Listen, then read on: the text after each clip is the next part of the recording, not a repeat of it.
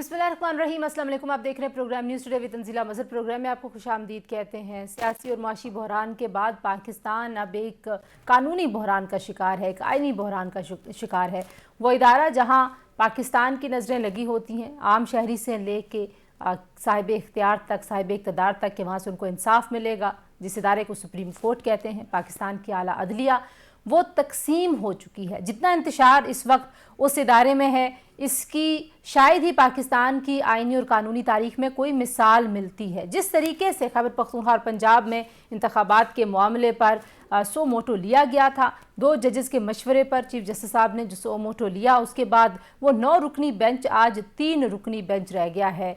कल एक जज साहब ने उनसे माजरत कर ली कि वो इस बेंच का हिस्सा नहीं रह सकते। आज जस्टिस मंदोखेल साहब ने ना सिर्फ ये कि माजरत की, बल्कि उन्होंने अपने ग्रीवियंसेस का बरमला इजहार किया। उन्होंने कहा कि जो फैसला लिखा गया, जो ऑर्डर शीट के बाद जब आप ऑर्डर पास करते हैं तो वहाँ मेरे से राय नहीं ली गई, मैं अपने आप को मिसफिट समझता हूँ, और जब ये ऑर्डर तहरीर किया जा रहा था तो वहाँ मैं मौजूद ही नहीं था। और ये पहली बार नहीं है इस पिछले 10 से 12 महीने में सुप्रीम कोर्ट में जिस तरीके से बेंचेस के ऊपर सुप्रीम कोर्ट के अंदर से इख्तलाफ राय सामने आया, वो बहुत अफसोसनाक है। बाहर से तो लोग चलें अदलिया के ऊपर सियासी जमातें जानबदारी का कहीं न कहीं ना सिर्फ इल्ज़ाम लगाती हैं बल्कि गिले शिकवे भी करती हैं, तो बेंच फिक्सिंग का वो नारा या वो इल्ज़ाम जो सियासी जमातों की जानिब से लग रहा था, अब अदलिया के अंदर ख़ुद मुअज़्ज़ज़ जज साहिबान इस तरह की गुफ्तगू कर रहे हैं। ये सारा बहरान ख़त्म कैसे होगा? आज हमने देखा कि जस्टिस मंदोखेल साहब की तरफ से जब माजरत की गई कि वो बेंच का हिस्सा नहीं रह सकते, उसके बाद भी चीफ जस्टिस साहब ने यही फैसला किया कि 3 रुकनी बेंच इस फैसले को सुनेगा। हमने देखा कि पार्लियामान से जो रूल्स एंड रेगुलेशन हैं उनको तब्दील करने का जो कानून है वो भी सामने आया है। इसके अलावा जस्टिस काजी फायज़ ईसा साहब ने एक लार्जर बेंच की सरबराही करते हुए एक फ़ैसला दिया, जिसमें उन्होंने कहा कि जो आज खुद नोटिस लेने के इख्तियारात का इस्तेमाल है उसको रोका जाए जब तक रूल्स एंड रेगुलेशन जो हैं वो सही नहीं होते और उनको तय नहीं कर लिया जाता। तो एक सर्कुलर के ज़रिए एक लार्जर बेंच के फ़ैसले को आज नल एंड वॉइड किया गया, वीटो किया गया। क्या रजिस्ट्रार ऐसा कर सकते हैं या नहीं? बहुत सारे कानूनी सवालात हैं, बहुत सारे तकनीकी सवालात हैं, बहुत सारे आइनी सवालात हैं, लेकिन सबसे बड़ा सवाल अखलाकी है कि एक ऐसा मामला जिसमें इतने सारे एतराज़ात हैं, जिसमें जो बड़े स्टेक होल्डर्स हैं मुसलसल तहफ़्फ़ुज़ात का इजहार कर रहे हैं, तो फिर फुल कोर्ट क्यों नहीं बनाते? चीफ जस्टिस साहब, फुल कोर्ट बनाने में उनको क्या उज़र है? और अगर ये बन जाता फुल कोर्ट, जब पहले दिन से पीडीएम की जमातें ये कह रही हैं, तो शायद आज हमारी अदलिया की क्रेडिबिलिटी पे इतने सवालात ना उठते, आज हमारी अदलिया की तकसीम ना होती। तो बहरहाल जी, अब ये बहरान जाएगा किस तरफ, इस पर कुछ बात करेंगे।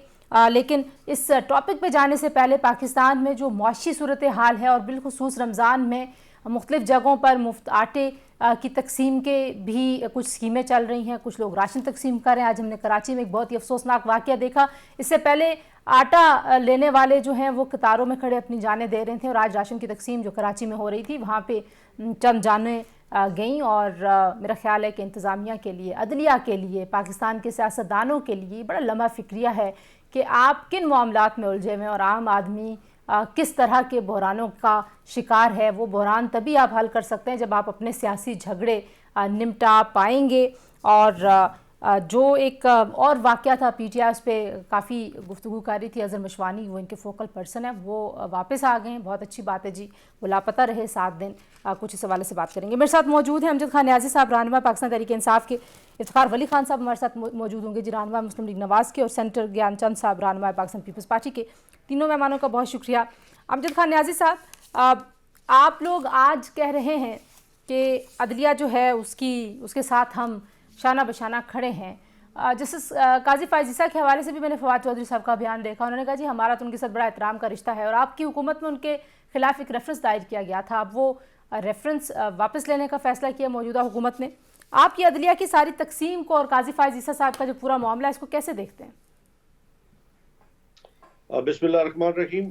तंजीला, सबसे पहले तो हमें बड़ा दुख है कि डिवीज़न पैदा हो रही है सुप्रीम कोर्ट ऑफ पाकिस्तान के अंदर, और हम समझते हैं कि अदलिया को मिल बैठ के ये मामला जो है वो सॉर्ट आउट कर लेने चाहिए।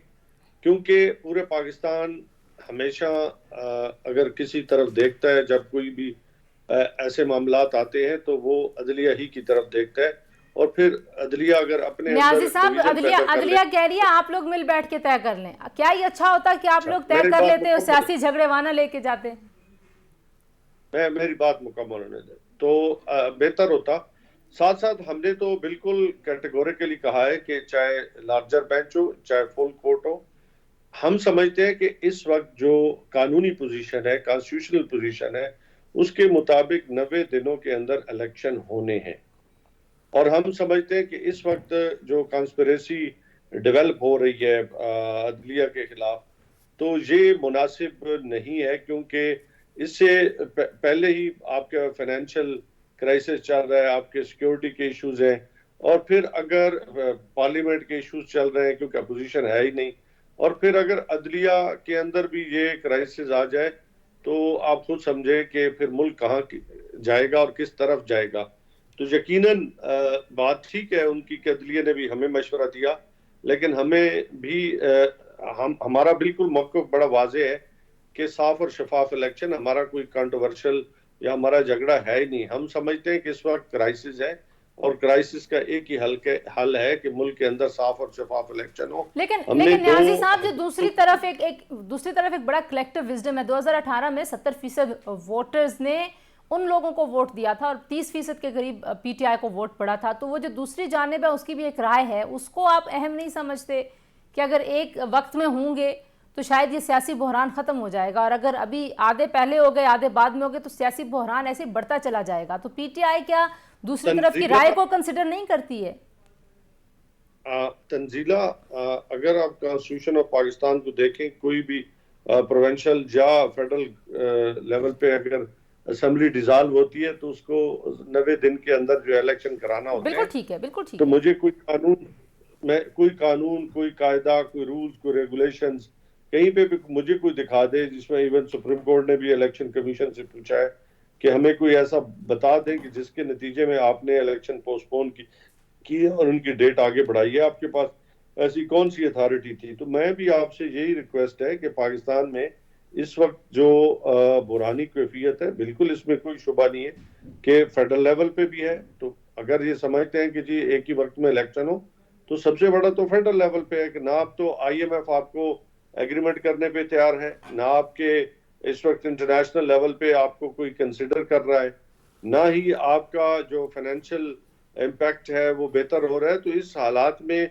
आपको एक मजबूत और सावरन पार्लियामेंट की जरूरत है, और जो आपके लिए फैसले कर सके, पाकिस्तान की इकोनॉमी को आगे लेके जा ठीक सके, है, पाकिस्तान की फॉरेन पॉलिसी के ऊपर एक क्लैरिटी ला सके, ठीक है। और आप फिर ये तो आप आपके लोगों का पहले इंटरनल और दिन से, एक्सटर्नल दोनों मामला, ठीक है, ये तो आप लोगों का पहले दिन का इंटरनल मौकफ और है कि आप एक्सटर्नल। चाहते हैं कि एक फ्रेश मैंडेट हो जो इन सारे मामलात पे आगे जाए।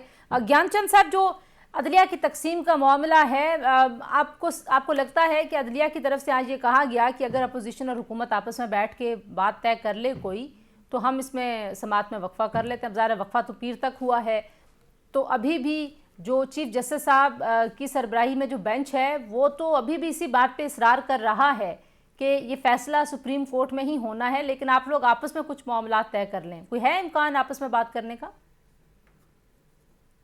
देखिए, हम तो सियासी लोग हैं, हर वक्त तैयार होते हैं डायलॉग के लिए और इलेक्शंस के लिए। लेकिन मसला ये है कि जो जो पलड़े बराबर करने की बात हो रही है ना, वो नहीं हो रहे। जब पूरी पार्टियां, गवर्नमेंट और वकला तंजीमें इसरार कर रही हैं कि ये जिस किस्म नोयत का बहरान है वो पूरी फुल कोर्ट बैठ जाए, तो उसमें मजहब है। हमारे जज साहबान ने भी कहा है कि नहीं, आप फुल कोर्ट कर लें, उस पर भी बात नहीं हो रही है। एक तरफ हैं हमारे पीटीआई के, उन्होंने आइन भी तोड़ा, उन्होंने अपनी मनमानियां भी की, उनको फैसलों से हुकूमतें भी मिली, उन्होंने असेंबलियां भी तोड़ दी बगैर किसी सबब के। एक बंदा चाहता है, वो चीफ मिनिस्टर परवेज लाई भी नहीं चाह रहा था, उसने स्टेटमेंट्स दी। तो ज्ञान साहब, ये तो कोई आर्गुमेंट नहीं है ना कि आप कहते हैं उन्होंने आइन तोड़ा, तो इसका मतलब है कि आप लोग भी आइन से निराफ करेंगे?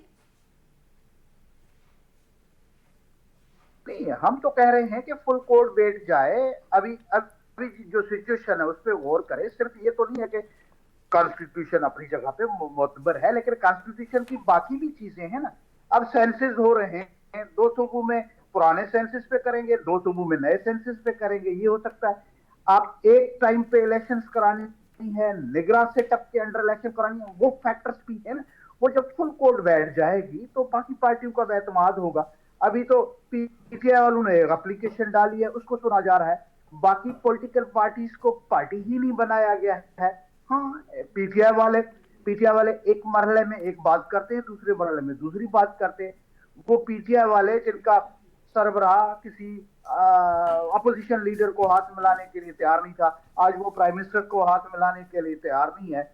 वो सुबह शाम नहीं, आज तो अभी तो अब तो वो कह रहे हैं ना कि वो बात करने के लिए, मुज़ाकरात करने के लिए तैयार हैं। अब तो इस वक्त तो देखिए ना, अब तो वो कह रहे हैं कि हम आइन और कानून की बालादस्ती की जद्दोजहद कर रहे हैं और आइन और कानून के बगैर कोई बात नहीं करेंगे।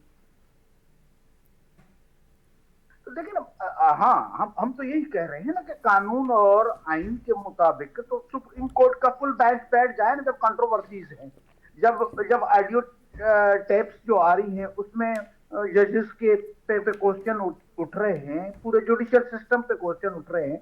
जो खुद सुप्रीम कोर्ट के जजेस हैं वो बेंच से खुश नहीं है, उसके कंडक्ट से खुश नहीं है। हमारे पास हैं जी इफ्तिखार वली साहब, हमारे पास हैं।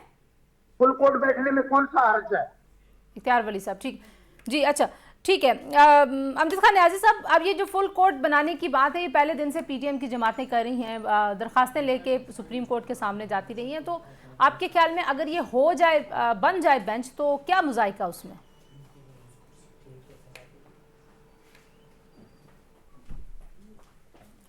जी न्याजी साहब, मेरी आवाज़ आपकी आवाज़ नहीं आ रही न्याजी साहब, आप शायद म्यूट हैं। सर माइक अपना म्यूट कर लीजिए। अपना तंजीला, हम तो कॉन्स्टिट्यूशन ऑफ पाकिस्तान के साथ खड़े हैं, हम अदलिया के साथ खड़े हैं और हम समझते हैं कि कॉन्स्पिरेसी नहीं होनी चाहिए, सुप्रीम कोर्ट को तकसीम नहीं करना चाहिए और उसको अंडरमाइन भी नहीं लेके आना चाहिए। क्योंकि अगर सुप्रीम कोर्ट को इस तरीके के साथ 97 की पोजीशन पे लेके जाना है तो फिर हम ये इतने सालों से जो जदोजहद कर रहे हैं आज़ादी अदलिया, तो फिर आप फिर जीरो पे पहुंच जाए तो मेरे ख्याल में ये मुनासिब नहीं होगा और उसकी तकसीम से पाकिस्तान को और पाकिस्तान के निज़ाम इंसाफ को नुकसान होगा। बाकी हमने कभी इनकार नहीं किया। मैंने पहले कहा कि हम समझते हैं कि कानून कहता है, कॉन्स्टिट्यूशन कहता है कि 90 दिन के अंदर इलेक्शन होने हैं, कोई इसमें कोई इफ एंड बट्स नहीं है। जब इफ एंड बट्स नहीं है तो उसके मुताबिक ये जो पीडीएम की जमातें हैं ये भाग क्यों रही है, कहती हैं जी कि हम इलेक्शन के लिए तैयार हैं। बाबा इलेक्शन के लिए तैयार हो तो अगर एक मैदान में आओ। तो आप नहीं समझते कि एक फुल कोर्ट बन जाए, एक बात के ऊपर इतना तनाजा है, इतना इख्तलाफ है, तो अगर वो इख्तलाफ खत्म हो तंजीला बन जाए, हमने कब इनकार किए ना बने। खान साहब ने तो खुद कहा है कि हमें कोई इससे एतराज नहीं है। बात ये है कि क्या कॉन्स्टिट्यूशन ऑफ पाकिस्तान में प्रोविजन है कि इलेक्शन आगे जा सकते हैं 90 दिन से आगे। तो ये जब पीडीएम की जमातें कहती है कि हम तो जी बड़ा घोड़ा भी है, मैदान भी है, लेकिन जब इनको इलेक्शन की तरफ लेके जाते हैं तो इनको इनकी टांगे जो है वो कांपना शुरू कर देती हैं और इलेक्शन की तरफ नहीं आते। बाकी सारा काम जो है बहुत अच्छा है। ज्ञानचंद साहब, आप लोगों को, आप लोग इलेक्शन से क्यों भाग? आप लोग तो माजी में इलेक्शन लड़ते रहे हैं, हारते रहे हैं, जीतते रहे हैं। तो ये वाकई जो राना सनाउल्लाह साहब कहते हैं कि इमरान खान साहब नहीं होंगे, उसके अलावा हम पीटीआई से बात करेंगे, ये सारी पीडीएम की राय है या ये सिर्फ राना सनाउल्लाह साहब की जाती राय है? देखिए, सियासी बयानात अपनी जगह पे, लेकिन प्रॉब्लम शुरू कहाँ से हुआ है? एक तो ये है कि जो इन्होंने कॉन्स्टिट्यूशनली असेंबली से इमरान खान के खिलाफ लो कॉन्फिडेंस आया, उसको माना नहीं गया और असेंबली को तोड़ा गया और उस कॉन्स्टिट्यूशनल के तोड़ने पे कोई एक्शन नहीं लिया गया, कोई सो मोटो नोटिस नहीं लिया गया। एक ये। दूसरा ये कि कहीं भी कॉन्स्टिट्यूशन में लॉ में नहीं लिखा हुआ है कि कोई मेंबर आजादाना वोट नहीं दे सकता, लेकिन उस वोट को काउंट करने से पहले ही उसको डिस्क्वालीफाई कर दिया गया कि आप अगर सोचेंगे भी सही किसी पार्टी सरबराह के अहकामात के खिलाफ तो आपका वोट नहीं गिना जाएगा। सही, अच्छा, वोट गिना नहीं गया और उनको डिस्क्वालीफाई कर दिया, ठीक है। अच्छा, ये जो कॉन्स्टिट्यूशनल क्राइसिस है, तो ये पूरा सिस्टम जो है कोर्ट से ही खराब हुआ है। ठीक है, इख्तियार वली खान साहब क्योंकि आ चुके हैं तो मैं आपकी तरफ ये जी ठीक है, ठीक है। आज चीफ जस्टिस साहब जो है वो आपदीदा भी हुए एक लम्हे में, और बहुत सारे लोग उनको याद करवा रहे हैं कि काजी फायज ईसा साहब और उनकी पूरी फैमिली जिस तरीके से एक जैसे उनका एक ट्रायल हो रहा था मीडिया के ऊपर भी, और जो इनका asset recovery unit Pakistan Tehreek Insaf के ज़माने में उस वक्त नहीं, बिल्कुल अदलिया के इस्तेहकाक पे, एहतराम पे कोई बात नहीं हो रही थी इख्तियार वली साहब, तो आज जो इतनी जज्बाती गुफ्तगू की है चीफ जस्टिस साहब ने, आपको लगता है कि अदलिया वाकई सोच रही है, कुछ खबरें आ रही हैं कि फुल बेंच बनेगा, कि जितने सवालात उठ चुके अदलिया की क्रेडिबिलिटी पे, अब वक्त है कि इस चीज़ को संजीदा लिया जाए? Thank you very much Tanzila. सबसे पहले तो मैं ये कहूँगा कि देखे, जज जो होता है तो उसके कोई जज्बात नहीं होने चाहिए जब वो किसी केस को सुन रहा हो। अगर उसमें उसके जज्बात इन्वॉल्व हो जाएं तो इसका मतलब है कि फिर नज़रिए इन्वॉल्व हो जाते हैं, फिर एफिलिएशन इन्वॉल्व हो जाती है, फिर आप बाइस्ड हो जाते हैं, फिर आप अनबाइस्ड नहीं रहते। दूसरी बात मैं आपको ये बताऊं कि अगर ज़िद की बात क्या है, अगर जज साहब ये देखें कि उनका बेंच वो बना रहे हैं और वो टूट रहा है, वो बना रहे हैं वो टूट रहे हैं, क्या जिद की बात आपको लगती है? जिद तो है? अब मुझे नहीं पता कि ये फिर क्या है, इसको हम क्या समझें। अगर कॉन्स्टिट्यूशन की बात करें, जिस तरह अभी मैंने नियाजी साहब की बात सुनी, ये आज कॉन्स्टिट्यूशन इनको याद आ गया ना, ये बड़ी खुशी हुई कि इनको आज आईन पाकिस्तान और दस्तूर पाकिस्तान याद आया। इन्होंने 4.25 साल दस्तूर पाकिस्तान का मजाक उड़ाया है।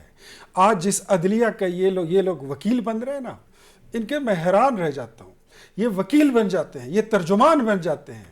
नहीं, क्या तर्जुमान बन रहे हैं? उसी सुप्रीम कोर्ट के एक लार्जर बेंच के फैसले को फवाद चौधरी साहब कह रहे हैं कि ये तो सुप्रीम कोर्ट के रिपोर्टर्स का एक मजाक है। लेट मी स्पीक, मैं किसी कॉन्टेस्ट में बात कर रहा हूँ। ये वही सुप्रीम कोर्ट है जिसकी दीवारों पे इन्होंने शलवारें और कमीजें और पता नहीं क्या क्या चीज़ें इन्होंने लटकाई हुई थी। ये वही पार्लियामेंट है जिसका ये मेंबर आज बनने के लिए इन पे गशी के दौरे पड़ रहे हैं कि हमें असेंबली में अंदर जाने दो, जिस पे इन्होंने दावा बोला था, जिससे इन्होंने इस्तीफे दिए, कलेक्टिव रेजिग्नेशन, इज्तिमाई इस्तीफे, कि हम नहीं बैठते ऐसे हाउस में, हमें नफरत है और इनसे हाथ नहीं मिलाना, उनसे हाथ नहीं मिलाना। आज ये लोग इतने तनहा हो गए। आज इमरान खान, पहले हम इसको कहते थे, इस मुल्क की खातिर, दस्तूर पाकिस्तान की खातिर, पाकिस्तान की मईशत की खातिर, वी ऑफर्ड हिम कि आओ मिसाक मईशत साइन करते हैं, किया नहीं। नेशनल सिक्योरिटी कमेटी की मीटिंग में बुलाए जाते हैं, आते हैं, और ये उसमें आते नहीं हैं। आ जाएं तो किसी से हाथ नहीं मिलाते हैं। 4.25 साल हमने इनसे मुतालिबा किया इलेक्शन करो, क्या हम उसको कहें कि आप भाग रहे थे? आप भागे हैं, आपने इलेक्शन नहीं करा। आज हम इनको बता रहे हैं कि देखिए सुप्रीम कोर्ट में, आज आप क्या बता रहे हैं? हम इनको यही कहना चाहते हैं, ये जो राना सनाउल्लाह कह रहे हैं वो कह रहे हैं। मैं ये कह रहा हूं कि जो इस वक्त, सबसे पहले तो हमें यह तय करना है कि पाकिस्तान का सबसे बड़ा इदारा कौन सा है जिसने मुल्क की, सुप्रीम कोर्ट ऑफ पाकिस्तान सिर्फ इंसाफ मुहैया करता है। ठीक है। आर्मी ने आपके डिफेंस को देखना होता है, पुलिस ने आपकी सिक्योरिटी को देखना होता है, पार्लियामेंट वो इदारा है जो आपकी मईशत, आपकी, नहीं मुझे लेट मी कंप्लीट, जिसने आपके internal affairs, external affairs, foreign affairs, economy, आपकी सारी चीजों को, इवन आपके डेमोक्रेसी को देखना होता है। ठीक है जी, पार्लियामान की बालादस्ती का जो मामला है वो जाहिर है हमारे, मैं दोबारा इस पे बात करूंगा, इसी पे बात करेंगे जी। आप थोड़ी से लेट आए हैं, मुझे ब्रेक की तरफ जाना है। ठीक है। जो इदारों की आईनी हदूद हैं जी, उनका झगड़ा तो जाहिर है पाकिस्तान की तारीख में बड़ा पुराना है। कुछ मजीद इस पे बात करते हैं, हमारे साथ रहिए।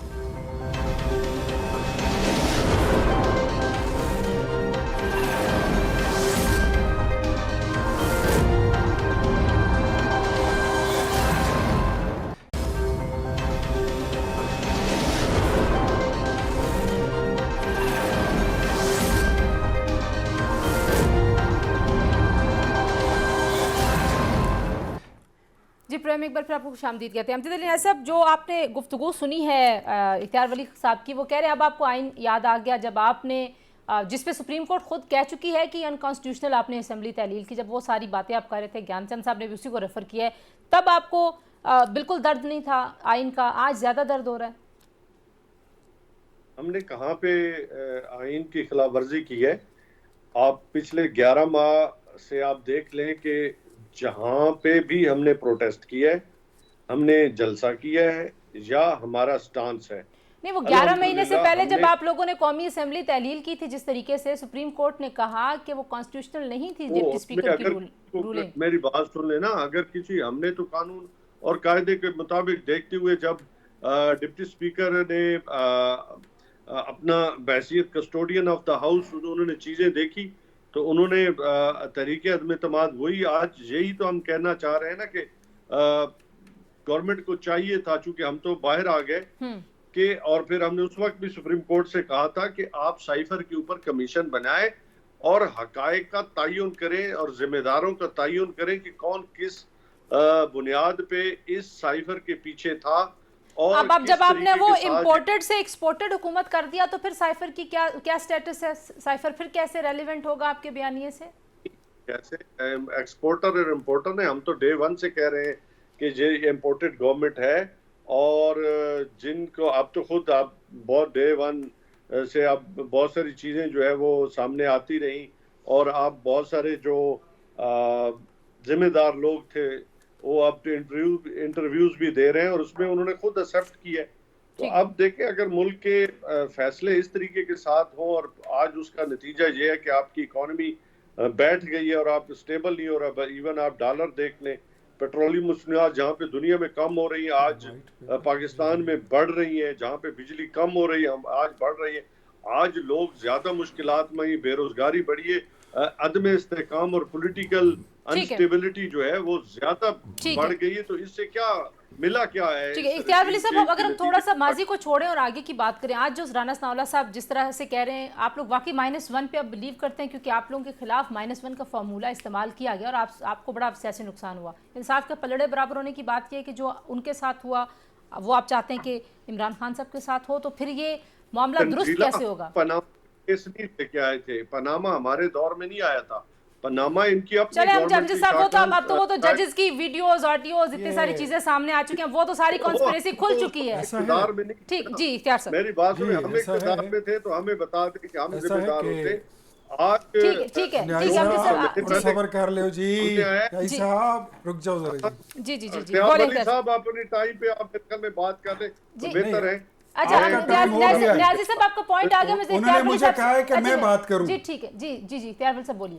जी ऐसा है कि सबसे पहले तो ये साइफर का मैं इनको रिस्पॉन्ड कर लूं कि वो साइफर जिस पे आपने पूरे पाकिस्तान को, पूरी दुनिया में एक तमाशा बना दिया था, आपका लीडर उस पर यू टर्न ले चुका है। उस पर वो अपना बयानिया कहते हैं, मैं माफ़ी मांग चुका हूँ, वो मेरी गलती थी, अब उस पर क्या बात करनी। वो इम्पोर्टेड हुकूमत का आपका ताना जो था वो भी आपके गले का तोक बन चुका है। वो जो आपने बोला था कि इम्पोर्टेड और एक्सपोर्टेड, वो अब झूठा साबित हो चुका है। आपने तो हर बात से यू टर्न लिए। अच्छा आप पूछते हैं इकोनॉमी की, आज इनको ख्याल आया पाकिस्तान 1947 से लेकर 47 से 2022 तक पाकिस्तान का कुल कर्जा 27,000 अरब रुपए था।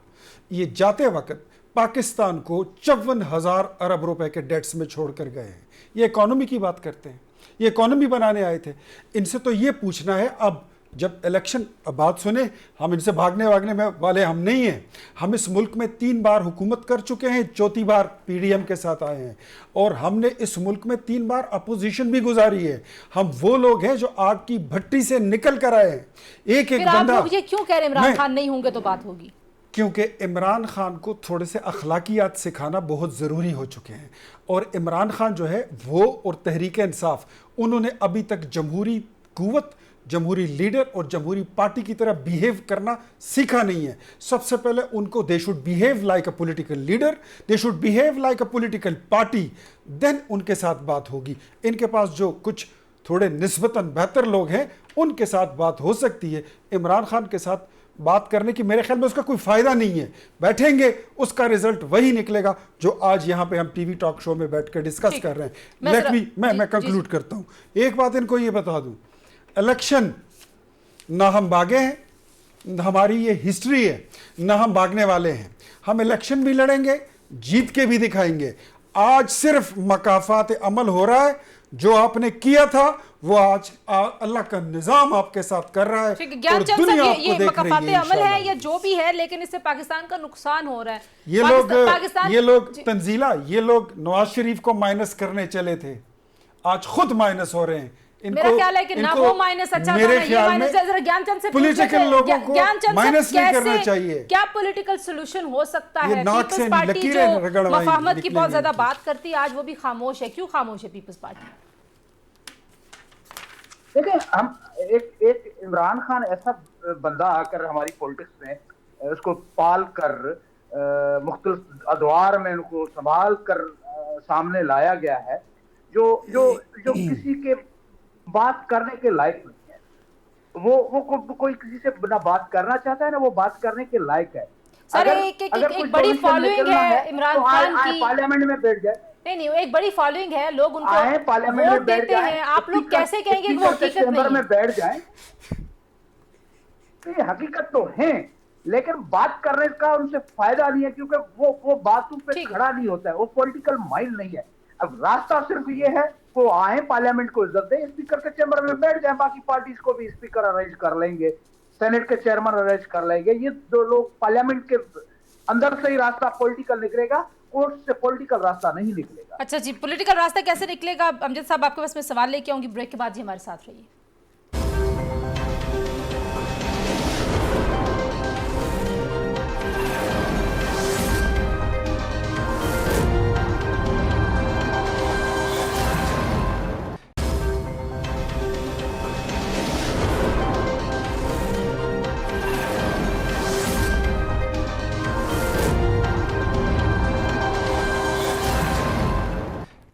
जी प्रेम, एक बार आपको खुशामदीद कहते हैं। अच्छा, अब ये तो इस पर तो इत्तेफाक राय है कि पाकिस्तान में एक बहरान है, मुआशी बहरान भी है, सियासी बहरान है, डेडलॉक है। What is the way forward? अगर हम बार बार माजी की मिसाल देते रहेंगे, इख्तियार वली साहब, तो ये मामला कहीं नहीं जाने वाला। आपने ये किया था, उन्होंने ये किया था, इसको बात को छोड़िए। आप बताइए कि you have any way forward? PTI कहती है आप लोगों के पास कोई प्लान ही नहीं है किसी भी चीज़ से, ना मईशत से निमटने के लिए, ना सियासी माहौल को बेहतर करने के लिए। खैर, इनकी बात तो छोड़े ना कि हमारे पास कोई प्लान नहीं। ये इनको क्या पता कि इस मुल्क में ये कोई इस तरह पैदा तो नहीं हुआ था जो ये में जिसमें ये हुकूमत करके गए हैं। ये मोटरवे जो 2500-2600 किलोमीटर है, ये हमने बनाई थी। इस मुल्क में जाते जाते 12,000 की मेगावाट बिजली हम बना के गए हैं। ये जो सी पैक है और ये गवादर पोर्ट है, ये हमने बनाए हैं। इनको ये पता ही नहीं है। ये जिन अस्पतालों में जाते हैं, ये हमारे बनाए हुए हैं। ये जिन अस्पतालों से ये पर्ची लेके आते हैं ना कि बीमार हैं और हवालात खाने से कासिर हैं, ये हमारे बनाए हुए हैं। वो बात अलग है। सबसे पहले देखें, अगर आपने बात करनी है ना, तो पहले आपको बिहेव करना होगा एक सियासी जमात की तरह, एक सियासी कुव्वत की तरह। आप डायलॉग पर आएँ। ये दरवाजे कभी बंद नहीं हुए हैं। अच्छा, हमारा पीपल्स पार्टी के साथ, एमक्यूएम के साथ नहीं, अब वो आ रहे हैं ना डायलॉग पे। अब आप लोग लगता है भाग रहे हैं डायलॉग से। नहीं, देखें, ये इमरान खान जो है, इसकी वादों का, इसकी बातों का एतबार नहीं है। ये अगर हम इस पे कैसे आएगा एतबार? अगर इस पे एतबार करना भी होगा ना, पहले इससे हम जमानती लेंगे, इससे हम गारंटी लेंगे कि अगर इसके साथ बैठे हैं तो इसकी बात का फिर गारंटर कौन होगा? क्योंकि ये बात से मुकरने में, वो कहते हैं आप खुद नहीं, आपके ख्याल में कौन गारंटर हो सकता है? फौज गारंटर बने, अदलिया गारंटर बने, वो कौन हो जाएगा। वो आपकी गारंटी भी कबूल है मैं अगर आप कहते हैं तो। लेकिन मैं वैसे आपको बता रहा हूँ कि आपके जैसे दो अच्छे एंकर अगर और गारंटी दे दे तो हम मान भी लेंगे। लेकिन ये इनको हम बता दें कि सबसे पहले आपको बिहेव करना होगा। ठीक है, ज्ञानचंद साहब, कौन गारंटी दे सकता है? के लिए बड़ी कुर्बानियां देनी पड़ती चीफ जस्टिस साहब ने भी बात की, सियासी डायलॉग गारंटी क्यों चाहिए सियासतदानों को? मतलब आप लोग वोट लेके आने वाले लोग हैं, आपसे ज्यादा कौन बेहतर मामलात को संभाल सकता है? सियासी, चाहे वो पीटीआई के सियासतदान हो, पीपल्स पार्टी के हों, पीएमएलएन के हों, मौलाना साहब की जमात के हों, एमक्यूएम हो, आपसे बेहतर कौन जानता है इन मामलात को? देखिए, पहली बात तो जो बिहेव करने का मामला है, वो बिहेव करेंगे तो पता चल जाएगा कि ये अब पॉलिटिकली बिहेव कर रहे हैं। एक बात ये है। दूसरा, बस जैसे कोर्ट, फुल कोर्ट का कह रहे हैं, फुल कोर्ट का जब डिसीजन आएगा तो सबके लिए बाइंडिंग हो जाएगी। तीसरा ये है कि हमारी इस्टेब्लिशमेंट, ठीक है, वो कहते हैं हम न्यूट्रल हो गए हैं, लेकिन ये पूरे इलेक्शंस भी उनको कंडक्ट करने हैं। पूरे ये हमारे मुल्क का जो कारोबार है, वो ही ब्यूरोक्रेट्स हैं, वही हमारे इदारे हैं, उनको ही चलाना है। तो एक दफा बैठ कर ये तय करना पड़ेगा कि कोर्ट्स ने जो पहले माजी में गलतियां की कबूल भी किए उनको भी सुधारो।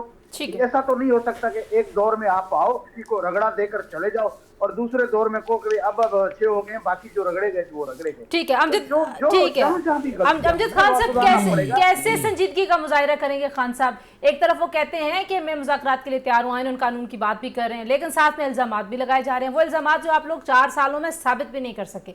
तो कोई सीज फायर, कोई मिनिमम एजेंडा कि जो सोचे वो कि मैं ये बात नहीं करूंगा, मैं ये बात नहीं करूंगा और हम मुल्क को आगे लेके चलेंगे। पहली बात यह है कि इस वक्त आईनी पाकिस्तान से के साथ खड़ा होने का वक्त है। रूल ऑफ लॉ की इम्प्लीमेंटेशन के ऊपर जो है हमेशा आइन के साथ खड़ा होने का वक्त होता है, जब आपको सूट करता है तब नहीं होता ना। दूसरा आपका, मैं मुकम्मल होने दें। जी। दूसरा, बिल्कुल हमारे नीचे नहीं था नैब, जो नैब अपने एक इंडिपेंडेंट इदारा था और जिनके नीचे था वो अपनी बातें अब खुद बता रहे हैं, हम नहीं कह रहे। वो खुद बता रहे थे हम किस तरीके के साथ चीजों को मैनिपुलेट कर रहे थे। ये रिकॉर्ड पे चीजें हैं। दूसरा को हमने सियासी केसेस नहीं बनाए। ठीक है, आगे कैसे बढ़ना है? जल्दी से, वक्त खत्म हो गया, आगे कैसे बढ़ना आप लोगों ने?